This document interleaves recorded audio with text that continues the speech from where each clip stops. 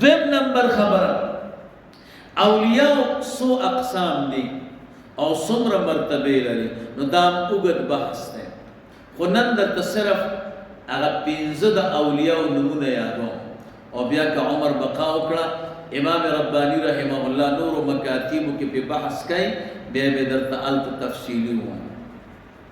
زه په خپله پې ډېر پوهېږم ځکه نه چې دا فن زموږ نه جدا دی. الله تعالی دې موږ او تاسو د اولیاء او بزرګانو نه لرې کړي او د دوی ملګرتیا دې الله تعالی ته تر آخري وخته پورې نصیب کړي.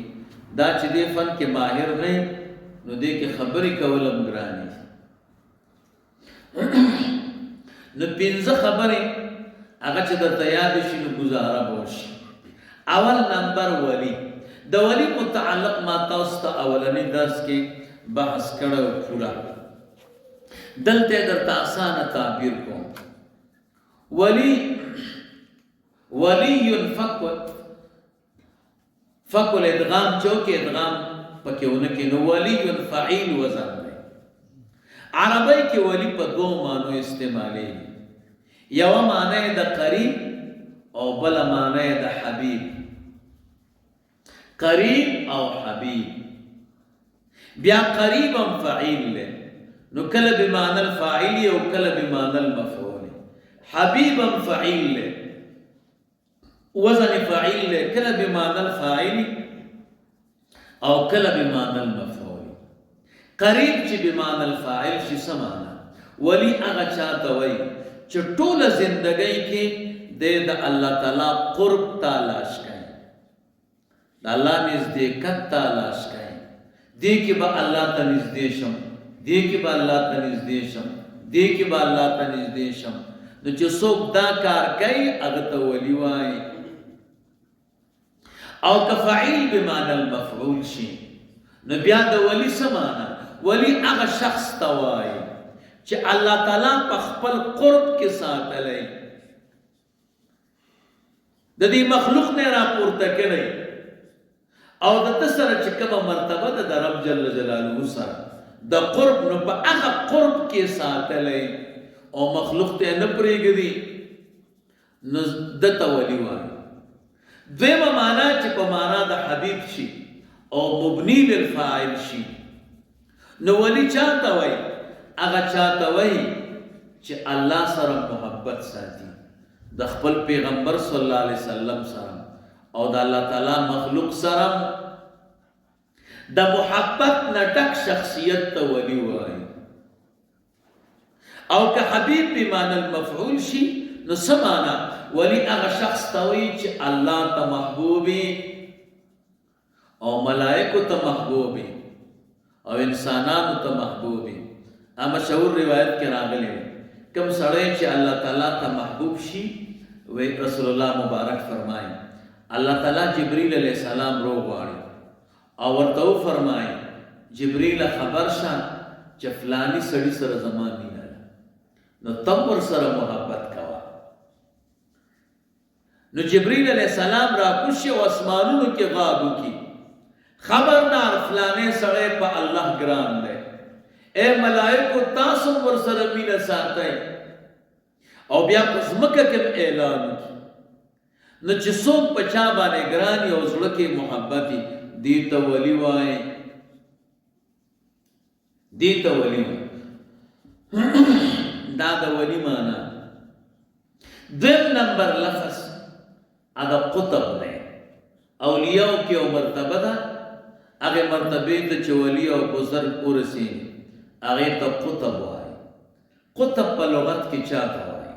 تاسو به ژرنده لیدلي، ژرنده کې یو غټه پایه او په هغې کې غنم ورغورځېږي او هغه وړتې جوړېږي او دې پایه کې او دې پل کې منځ کې سورې وي او د دې سوري په منځ کې یو لرګی ولاړ او دا لرګی د دې ټولې ژرندې د ګرځېدلو سبب وي.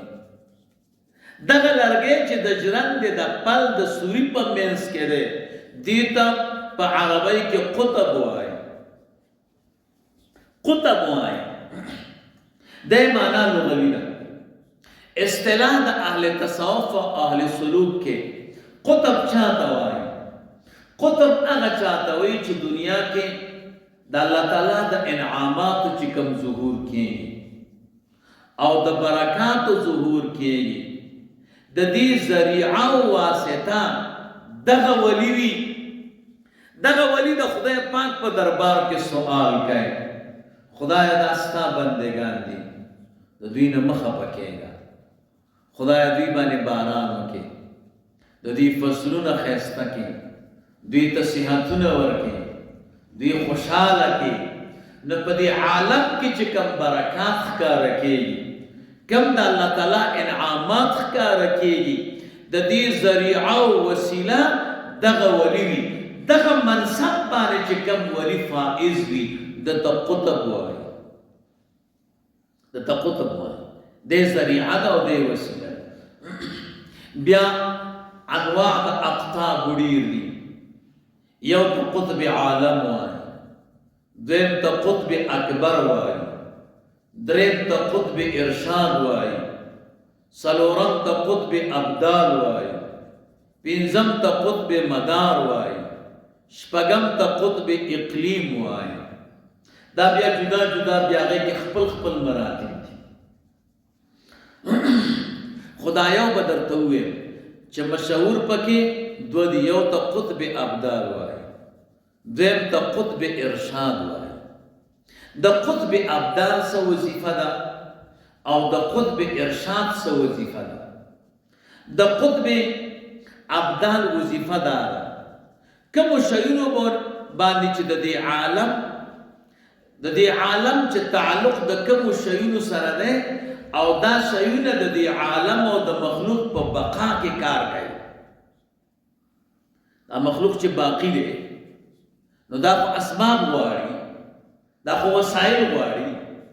نو د دې خلق د بقا چې کوم اسباب دي او کوم ذرائع دي، دغه اسباب او ذرائع چې د الله تعالی د طرف نه په واسطه د کوم شخص باندې راضي دنیا ته دې ته قطب ابدال وایي. قطب ارشاد دا هغه شخص ته وایي چې دا واسطه د فیوزاتو چې تعلق دی د ارشاد او د هدایت سره. امام ربانی رحمه الله د دې دوه ډېر ښه تفسیر کړی او غزه کې چې راشي بیا درته وایم انشاءالله. امام ربانی رحمه الله فرمایي وی ګوره دنیا کې مخلوق ته دوه شیونه رسېږي. یو شی هغه داسې دی چې د انسان د حیات سره تعلق دی، لکه ترزیق شو، رزق ورکول، تخلیق شو، د مریضۍ ازاله ده، مریضي لرې کېدل، د آفاتو دفع ده. دا آفات و دفع، د مریضۍ ازاله، رزق، تخلیق، دا ټول شیونه هغه دي چې د انسان د بقا سره تعلق دی. دا شیونه چې د انسان د بقا سره تعلق دی، د مخلوق د بقا سره تعلق دی، دغه شیونه د الله تعالی د طرف نه مخلوق ته رسیږي. خو ما تاسو ته وی دنیا خو دارالاسباب ده، دا د چا په ذریعه او د چا په واسطه باندې؟ دا د قطب ابدال په واسطه باندې. قطب ابدال دعا کوي او الله تعالی مخلوق ته د بقا اسباب برابروي. او قطب ارشاد دی ته وایي انسان ته یو دویم شي ته ضرورت دی، هغې ته هدایت وایي، هغې ته اسلام وایي، هغې ته دین وایي، هغې ته د ګناه نه ځان ساتل، په اوامرو باندې راتګ کول. نو دې ته ارشادات او هدایات وایي چې کوم د آخرت سره تعلق دی. دا چې الله تعالی کوم انسان ته ورکوي نو دقم د الله د طرف نه دی، خو دنیا چونکې دارالاسباب ده، یو واسطې ته ضرورت دی او دغه واسطه چې دی هغه قطب ارشاد دی. ګورئ ښه موږ او تاسو چې د اولیاو بزرګانو سره مینه نه ساتو نو اصل کې موږ او تاسو د اولیاو بزرګانو فایدې نه یو خبر. موږ وایي دا تجارت مې وکړو، روپۍ مې وګټلې، دا زما کمال دی. دا د اولیاو بزرګانو برکت دی. من وایو من ته یخي اوبه پیدا شو، دا زما کمال دی، دا د اولیاء د بزرګانو برکت دی، دا د قطب ابدال په وجه باندې موږ او تاسو ته رسیږي. که دا قطب ابدال نه او هغه دعا د خدای په دربار کې ونه کي، موږ او تاسو ته نه اوبه رسیږي، نه خوراک، نه چکاک، نه معافاتو نه بچ کېږي. دا زموږ کمال نه دی. یا یو سړی وي زه عالم یم، زه شیخ الحدیث یم، زه بزرګ یم، زه ذاکر یم، زه تقوادار یم، دا د اولیاء او د بزرګانو په واسطه باندې دا د قطب ارشاد وظیفه ده. نو دا امام ربانی رحمه الله فرمایي دا د قطب ارشاد په برکت باندې الله تعالی انسانانو ته توفیق د نیکۍ ورکوي او د بدۍ نه الله تعالی ساتي. دا دوه خبرې شي. دریم نمبر په ولایت کې یو مرتبه د هغې ته غوث وایي. زمونږ اکثر علما وایي غیر الله ته به غوث نه وي، دا شرک دی. اصل کې دوی د غوث په معنا نه پوهېږي. غوث دوه معنی دي، یو معنا لغوي او بله معنا اصطلاحي. غوث په لغت کې چا ته وایي؟ دعا کوونکي ته وایي. غوث هغه چا ته وایي چې څوک دعا کوي، الله تعالی نه دعا غواړي، خدای دا وکړه دا وکړه، نو لغوي معنا د غوث ته دعا کول. دویمه معنا د غوث ته فریاد کول، څوک الله تعالی ته ژاړي او الله نه سوالونه کوي، دغه ته غوث وایي لغتا. اصطلاح د اولیاء او د بزرګانو کې غوث چا ته وایي؟ هغه مستجاب الدعوات ولی او بزرګ ته وایي چې ټول مخلوق داغه دعا کولو ته محتاج دی. هر سړی وي چې ما ته د دعا کړی وي چې زما کار روان شي، هغه مستجاب الدعوات دی. که موږ او تاسو ته چا ووایي چې دلته مستجاب الدعوات شخصیت دی او هغه نه دعا غواړو، نو غواړو به که نه به غواړو؟ دغه مستجاب الدعوات ولی او بزرګ ته، دغه مرتبې ته چې هر دعا یې الله قبلوي، نو دغې ته غوث وایي. دغې ته رسول الله مبارک اشاره کړې ده، لو اقسم بالله لا بره. د الله په بندګانو کې داسې خلک شته که په الله قسم وکړي چې زما رب به دا کار کوي، نو الله په قسم کې نه حانس کوي. ولې؟ په دغه منصب باندې یې کېنولی، دغه وظیفه یې ورکړې ده، دغه چوکۍ یې ورکړې ده چې ته مانه دعا غواړه او زه به یې قبلوم، نو دې ته غوث وایي. څلورم نمبر لفظ دی قیوم. خدا قیوم د امام ربانی رحمه الله اصطلاح ده. د امام ربانی رحمه الله نه مخکې د اولیاء او د بزرګانو او د صوفیه کرامو په اصطلاحاتو کې قیوم نه و. قیوم څه معنا؟ قیوم چې د الله تعالی په ذات کې مستعمل دی، الحی القیوم، الته بیا جدا معنا ده، او مخلوق کې چې استعمال شي نو د قیوم بیا جدا معنا.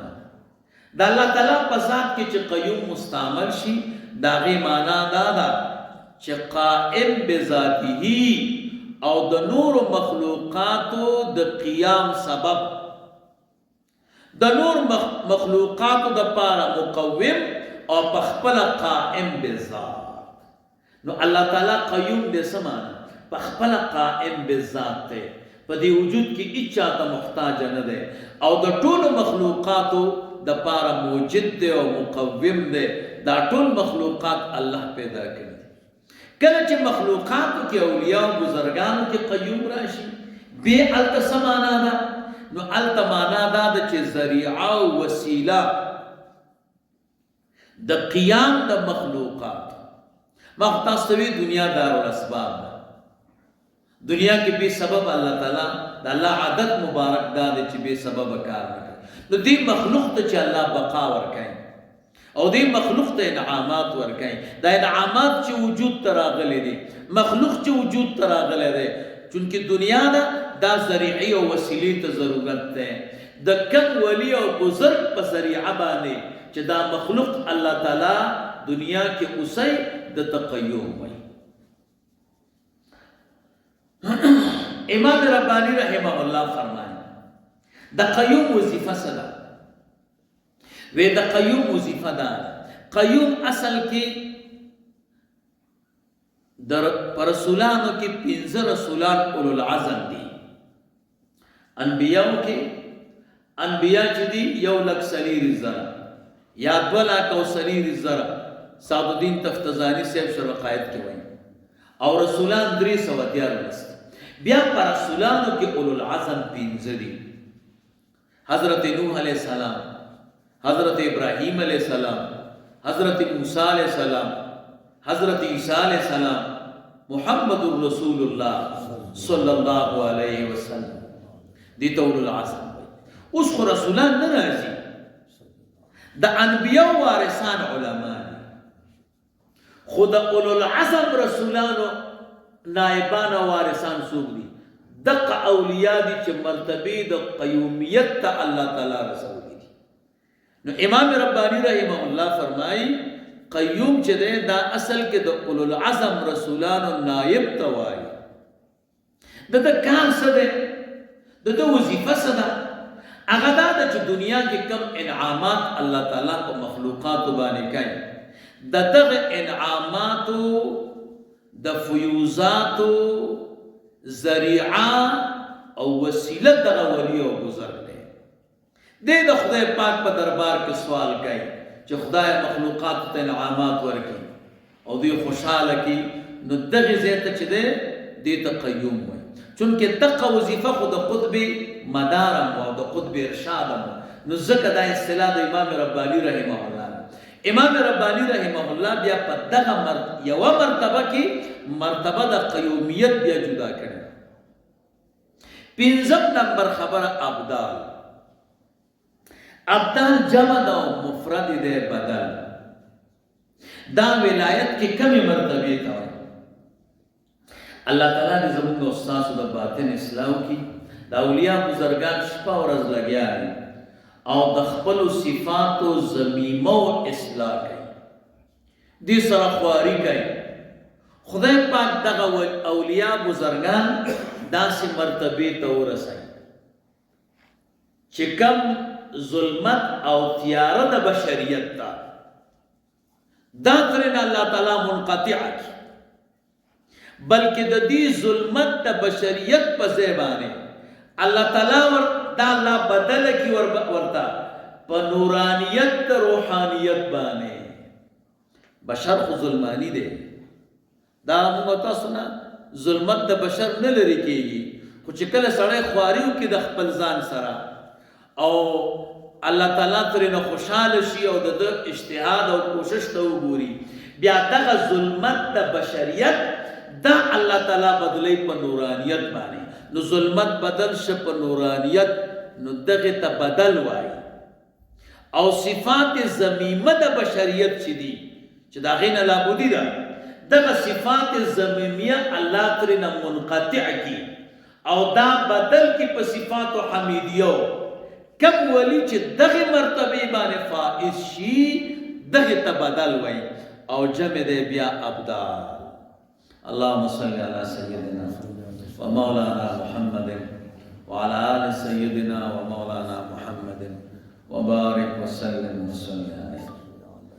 الحمد لله رب العالمين والعاقبة للمتقين والصلاة والسلام على رسول محمد وآله وأصحابه أجمعين.